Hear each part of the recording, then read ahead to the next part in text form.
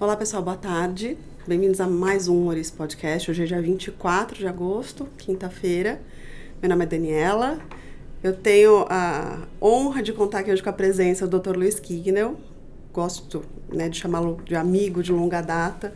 Conto muito com a ajuda dele para as nossas discussões com relação à família e sucessão. E obrigada, Kignel, por estar aqui com a gente hoje. Obrigado pelo convite para todos. E vamos hoje bater um pouco papo de famílias e seus reflexos, exato. né? Que sempre tem, temas atuais, mudança de entendimento. O que eu gosto muito dessas oportunidades é justamente trazer essas informações para os nossos clientes e com relação a esses pontos de atenção. Não só porque as regras inicialmente podem parecer claras e não são tanto, mas também porque, como eu falei, o entendimento muda. Então, a gente tem que estar sempre muito atento a ver, para ver o que se aplica ao nosso caso concreto e se informar, ver com relação a que eu preciso pensar. Hoje se fala muito, em doações por conta de discussões que, na verdade, são fiscais, são de alteração de legislação tributária, mas como que eu encaixo essa minha vontade de, por exemplo, doar por conta de uma questão fiscal dentro do meu planejamento sucessório? O que eu tenho que considerar, Qual foi o meu regime de bens? Quem são os meus herdeiros? As implicações dessas decisões, dessas escolhas. Então, eu acho que é isso, e a gente vai tratando alguns temas que você, inclusive, mais do que eu, tem chance de receber diariamente no escritório, e vai enriquecer aqui a nossa conversa com essas histórias muito interessantes. Vamos lá. Acho que a primeira questão que a gente enfrenta hoje, curiosa, é quem faz parte da minha família.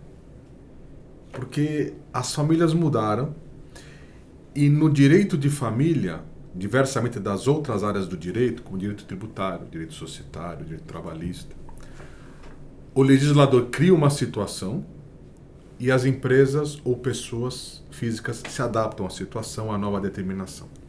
No direito de família é o inverso.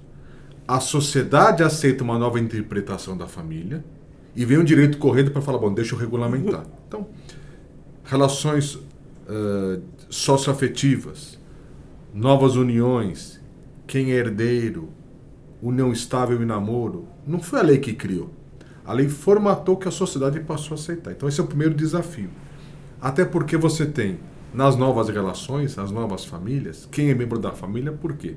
Após 2002, com o novo Código Civil, algumas pessoas foram promovidas à parte da família. A gente vai assinar acordo de sócios, acordo de acionistas em empresas familiares. Muitas vezes a matriarca ou patriarca dizem assim, Kignel, agora é só a família.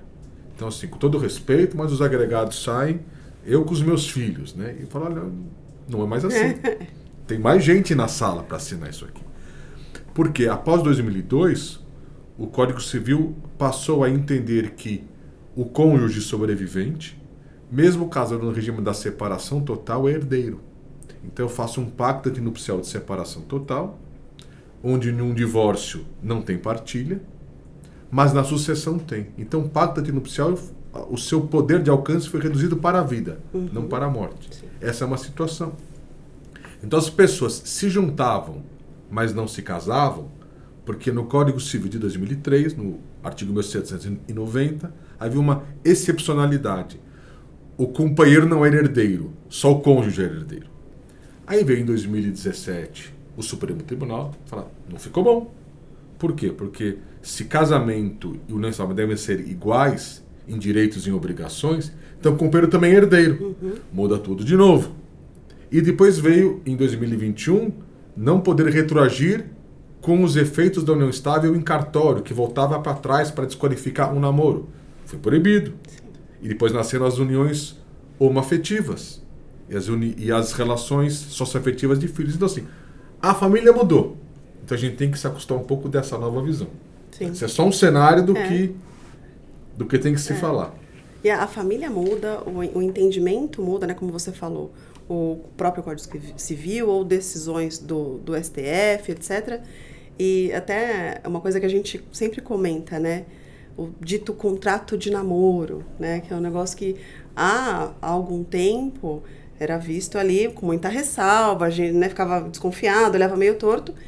E eu, que sempre recorro, inclusive a você, para conversar sobre isso, falava, poxa, então a gente não faz contrato de namoro, não faz sentido, é um negócio que não cabe muito bem para a maioria das situações, e que pelo que a gente tem visto, e eu ouço, mudou também, né, com relação a isso. Mudou bastante, é uma mudança super relevante. A gente tem um livro de planejamento sucessório. Na terceira edição de 2014, a gente dizia, olha, contrato de namoro é prova de união estável. Se você tem que ter um advogado, pôr no papel, chamar 2 testemunhas e no tabelião, desculpe, você não está namorando. Você deve estar em união estável. Então era uma prova, era uma contraprova. Muito bom. Chega 2023, só se passaram 7 anos. Vem a 4ª edição do nosso livro, lançamos agora em abril, e a gente fala, olha, tá valendo. Por quê? Porque a sociedade passou a demandar essa questão. Então hoje há uma diferença muito sutil, mas ela não é difícil de se entender, entre namoro e união estável. Que hoje no nosso escritório, por exemplo, 3/4 do meu movimento é discussão de namoro e união estável. Porque o divórcio, o casamento civil está lá carimbado, né? E o que é a união estável? É relação pública, contínua e duradoura, com o objetivo de formar família. Tem lá o artigo 1723 do Código Civil. Eu não digo mais entre homem e mulher, porque, graças a Deus, se regulamentou os direitos homoafetivos, já era tarde para se fazer isso. Muito bem, então somos todos iguais. No namoro, você tem... O que é o namoro? Qual a definição jurídica de namoro? Não tem. Porque o namoro, ele é uma presunção, ele é um desejo de fidelidade. Se você for torcer, o que é namoro? Eu prometo ser fiel a você promete ser fiel a mim e nós vamos seguir a vida. Mas parou aí. Já é muito. Mas parou aí. Não tem relação financeira, sim, não tem dependência econômica. Mas como as pessoas passaram a residir parte do tempo junto, né? Porque eu fico segunda e terça em casa, quarta e quinta, começou a misturar, porque namorados não moram juntos. Não moram juntos. Não deveriam morar juntos. E não estavam não obrigados a morar junto. Então, você começou a criar situações. Eu acho que o que diferencia namoro de união estável, classicamente, é a dependência econômica e o que a gente chama em direito de estado de posse de casados.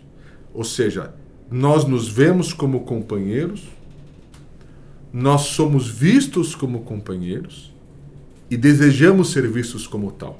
E no namoro, não, a gente só quer ser namorado. Como os namoros estão muito longevos, as pessoas namoram por muito tempo, então começou a, sem você perceber, cair. Então, a gente faz o contrato de namoro por escritura pública, quando o casal realmente quer ficar namorando e não passar disso. Mas o casal tem que entender que, por vezes, não basta você declarar essa intenção. Porque se você atuar como se companheiro fosse, o contrato de namoro não vale nada. Então, essa mudança é enorme e os casais têm que se preparar para isso. Sim, tem que ter muita atenção, né? E a questão do regime de bens, né? Que é até outra expressão que você sempre usava e eu gosto, que é, além de eu conhecer, claro, né, meu regime de bens, normalmente quando eu escolho casar em separação de bens, eu faço um combo, né? Eu faço o pacto antinupcial e eu faço um testamento, muito provavelmente.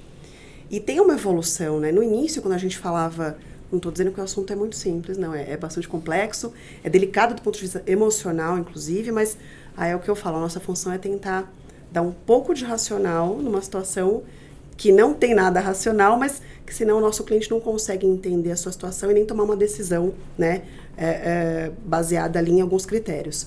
Mas antigamente era mais difícil a gente falar, né, de regime de separação de bens, de pensar no pacto antinupcial, de pensar no testamento. Antigamente era assim, hoje em dia eu já vejo uma grande mudança. Tem muitas famílias que já vêm aqui com as gerações, né, mais novas, já casados sob esse regime. Muitos ainda não têm o testamento, então a gente precisa dar mais um passo aí de entender a importância do testamento. E uma novidade também que para clientes mais jovens, inclusive isso tem surgido, se puder comentar um pouquinho, eu agradeço, é a questão da diretiva de vontade, a ata notarial, né, que pode ajudar muitos casos, lembrando que obviamente as ressalvas cabem, né? Cada caso é um caso, mas há muito desse tipo de planejamento que não só pode ser revisto, como deve ser revisto. Então a gente tem que se utilizar conforme o momento em que eu estou, em que está a minha família, em que está o meu patrimônio. E depois, quando for, possível e necessário, eu faço uma revisão, né? Mas eu acho que é esse conjunto de instrumentos que todos devem conhecer e usar aos poucos para o seu caso concreto, isso é muito interessante. Então, se você puder complementar também como é que andam essas discussões, como é que tem sido utilizado na pandemia. Você comentou também que a questão de lavrar o testamento aumentou esse desejo por conta, inclusive, da situação crítica que muitas famílias passaram, né? A pandemia realmente ela provocou uma situação para a geração mais jovem, 50, 60, como eu estou nos 60, foram mais jovens ainda, né? Uma geração de finitude. Porque a gente tem a equivocada impressão que o testamento é para quem é velho. Né? Não, isso é para o meu pai, isso é para o meu avô. Não. No escritório, o combo do Kignell, que a gente brinca, você casa com o pacto antinupcial, se for o teu desejo, do regime da separação total, e você faz o testamento. Porque você tem a condição do cônjuge como herdeiro necessário. O pacto antinupcial, eu acho que as pessoas não são mais felizes ou menos felizes por conta do regime. Quando as coisas dão errado, obviamente, o pacto ele é uma proteção. Né? Ele é uma proteção. Mas, no fim do dia, o regime da separação total, e eu posso falar porque eu sou casado em comunhão total, então eu estou confortável, nada contra, eu casei no regime da comunhão total, mas no regime da separação total, você não está proibido de formar patrimônio. É que você escolhe o patrimônio que você quer formar. As pessoas dizem, não, eu nunca terei patrimônio comum. Poderá ter. E hoje, no regime da separação total, você tem o regime híbrido. Então, você elege o regime da separação total, mas fala, o que tiver nessa conta bancária é comum. O que tiver nessa empresa operacional é comum. Então, você pode ter patrimônio comum e não comum. Então, hoje tem um regime híbrido que facilita isso. E por que ele é importante? Porque quando você está no regime da comunhão parcial, embora os bens recebidos por doação e herança não se comunicam ao cônjuge sobrevivente ou companheiro sobrevivente, mas como o patrimônio se movimenta, esse patrimônio incomunicável da minha família vai para o meu companheiro ou cônjuge. E começa a complicar. Então, é uma proteção para a família empresária você ter o regime da separação total. E mesmo assim permitir que nas situações excepcionais do casal você faça o patrimônio comum. Mas não é a regra, é a exceção. O testamento, ele te permite, eu sempre digo assim, o testamento não evita a bagunça, mas ele organiza a bagunça, que já é muita coisa. Porque ele consegue separar em cestas os filhos e o cônjuge ou companheiro, que fica para cada um. Ele consegue privilegiar quando algum filho tem que ser privilegiado por razão A, B ou C. Ele consegue fazer a benemerência por filantropia, se não fez em vida, via testamentária. Consegue proteger e, por vezes, separar os filhos que não se dão bem. Os filhos se dão, os agregados não se dão, os agregados se dão bem, os filhos que não se dão. A gente não sabe cada família. Então, e o testamento, o cliente confunde o verbo planejar com o verbo doar. Testamento não é doação. Testamento não antecipa direito. O testamento é um documento que eu lavro e que ele não nasceu. O testamento só nasce quando eu falecer. Eu não vivo junto com o testamento, eu ou ele. Então, eu acho que não tem por que não fazer, e nas sucessões, mesmo sem litígio, é uma excelente forma e um mecanismo de proteção. E a ata notarial, que você pergunta, né, as diretivas, há um artigo no Código, que é o 1775, que determina que na incapacidade civil, que é uma surpresa, porque é o imponderável, né, o curador do incapaz é o cônjuge ou companheiro.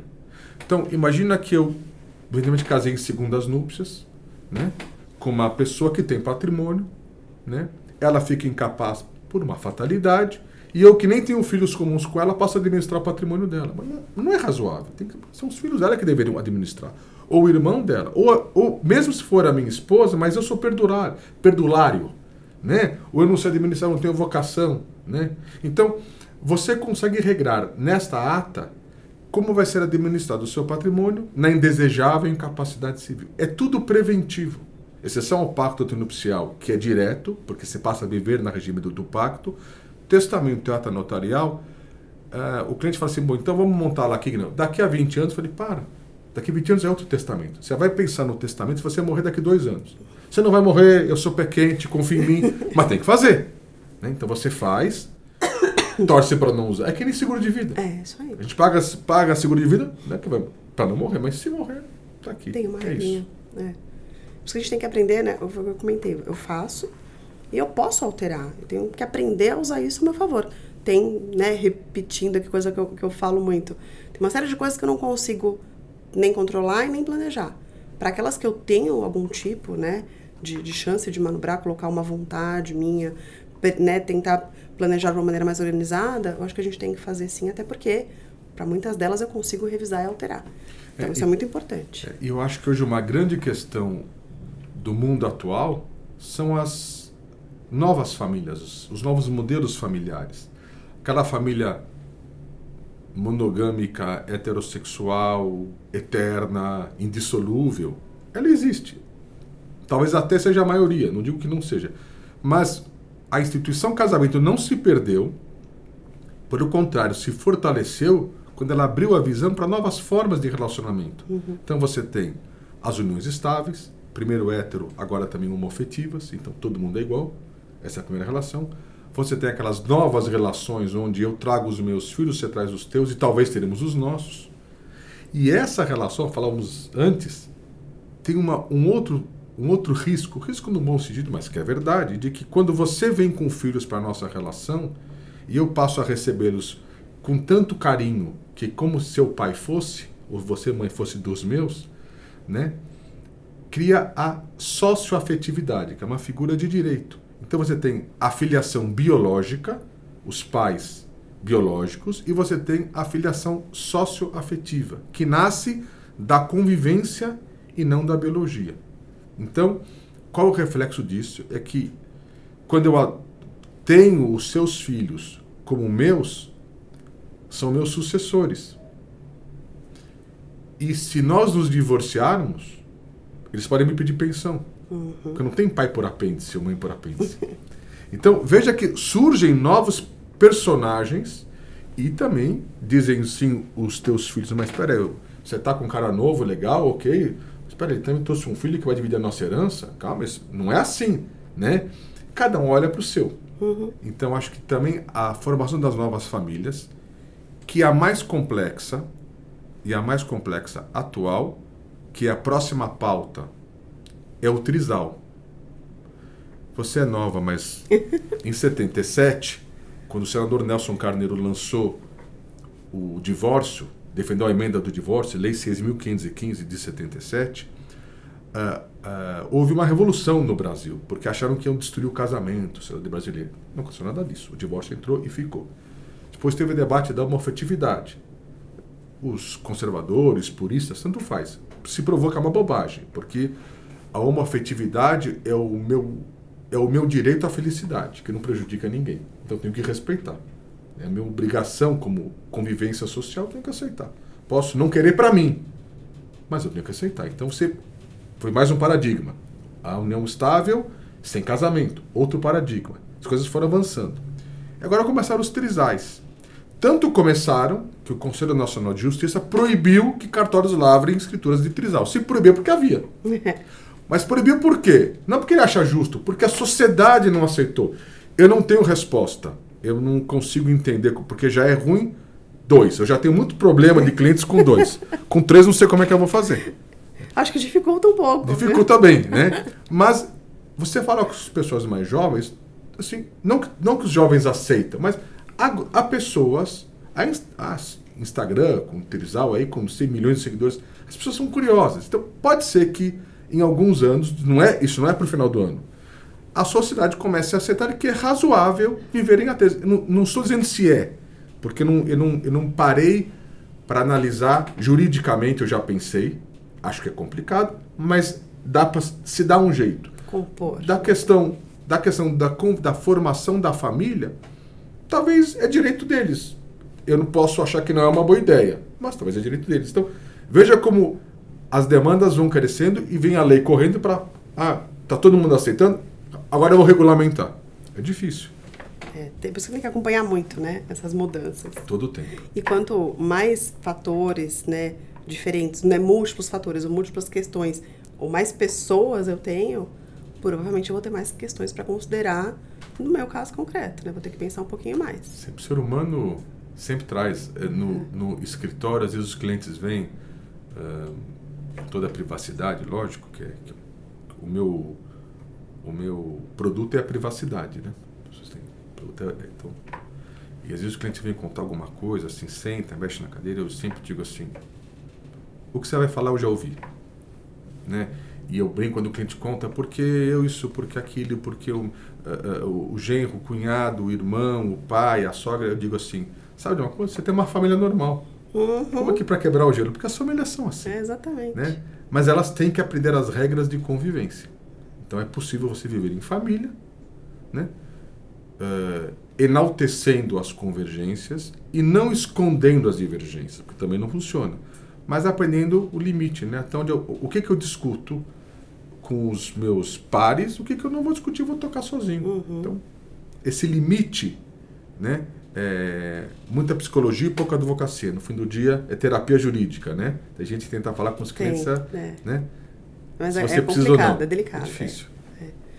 Agora tentando voltar um pouquinho aí, né, o que eu falei, né? Dar uma racionalidade para o que não é racional. Quando os clientes questionam a questão de doação, né? De eventualmente antecipar uma transmissão de patrimônio por conta de vai aumentar o ITCMD, né? Imposto de herança e doação. Tem a discussão também de incidência de imposto sobre ativos no exterior, uma série de coisas. Mas o que eu acho que a gente tem que considerar, e aí, quanto antes o cliente tiver essa informação, mais tempo ele vai poder pensar a respeito e ver o que de fato existe, que se aplique ao caso dele, o que ele quer realmente aplicar, né? Mas a questão da doação, de que tem que ser bem pensada. Tem estruturas que dão mais segurança, a gente sabe que sim. Mas tem cláusulas protetivas também que a gente pode, né, colocar, né, nessas transmissões. Então, se puder comentar um pouquinho essa questão, porque eu acho que é até um alerta, né, de, como você falou do testamento, o testamento não é doação. Não é porque vai aumentar o imposto para 8%, sei lá, 20% se houvesse uma alteração, né, por PEC ou por outra coisa, que eu vou doar todo o meu patrimônio. Mas o que eu preciso saber caso eu queira seguir com essa doação, né? Assim, eu não tenho nada contra a doação, né? Eu sou cauteloso do ponto de vista profissional, porque a doação não tem marcha ré. Né? A doação não comporta arrependimento, o testamento comporta. E a doação tem um fator complexo que, assim, estou dando para os nossos filhos, normalmente, né? Para os nossos filhos, que também têm as suas vidas, os seus riscos, as suas decepções. Então, não é fácil essa questão também, né? A doação, ela pode ser feita sobre bens específicos. Então, por exemplo, aquele imóvel residencial que os meus filhos vão morar, ativos financeiros que eu faço. E a doação tem uma complexidade que é da onde eu estou tirando a doação, que é legítima e disponível. Porque muitos filhos recebem doação por meritocracia. Então, olha, você me ajudou a crescer essa empresa, você cuidou, então está aqui 100 moedas para você. E dou, paga ITCMD. Quando falece, os outros irmãos, olha, isso aqui foi adiantamento de herança, porque a doação, ela é um adiantamento de herança. Isso que é a doação.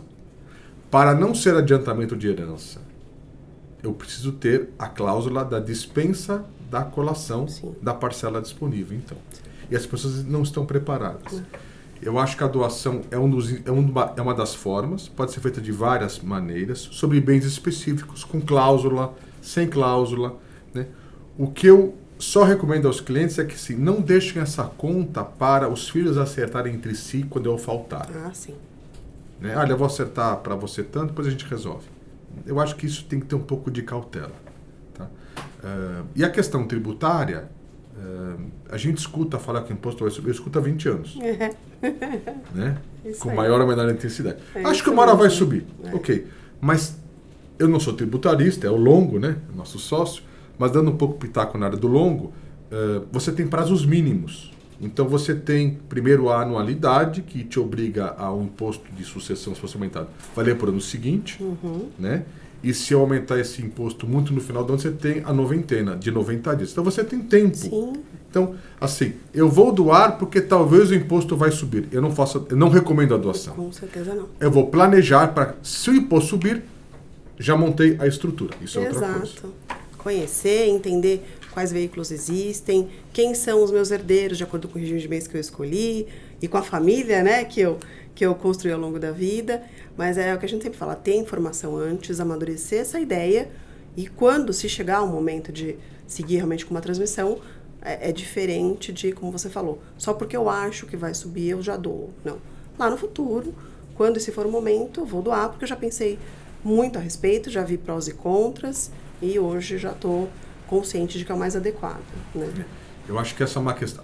A questão fiscal ela é fundamental. Também lembrando, importante, Daniela, lembrando que esse é um imposto estadual. Então, quem nos assiste, dependendo do estado onde ele está. Sim. Né? O imposto vai até 8%. Ou até, dependendo de onde está o ativo, o doador, o donatário, perfeito, o pai ou o filho, tudo isso. E o tipo do patrimônio, porque na mesma conforme, quando são bens imóveis, o credor do imposto é o estado onde está o imóvel, quando são valores ou empresas é onde está a outra pessoa, então tem que ter um pouco de calma. Por isso que o planejamento e o tempo é necessário. Exato. Tem que usar a nosso favor quando não existe uma situação já muito complexa de que tem que ser realmente tomada uma decisão ali na hora. Então vamos aproveitar que eu tenho tempo, vou pensar muito bem a respeito, considerando tudo isso. Pensa, não precisa transmitir. Pensa, analisa. Né? Entende o que as pessoas querem. Né? E o mais complicado é se os filhos querem ficar juntos. Às vezes os filhos querem, ok, estamos no business, vamos embora. Às vezes os filhos cada um segue o seu. A gente tem um sonho, né, de que os filhos ficam juntos. Né? Fazendo um evento, os eventos, participamos de tantos eventos juntos, fazendo evento, uma vez um senhor, no meio da apresentação, se levantou e disse assim: eu queria dizer que eu estou muito insatisfeito com essa apresentação. Eu fiquei branco. Onde é que eu tinha errado? Ele disse assim: eu vim aqui para aprender como os filhos ficam juntos. E o senhor está ensinando como os filhos ficam separados, holdings familiares, testamentos. E não é isso que eu vim aprender. O senhor tem filhos?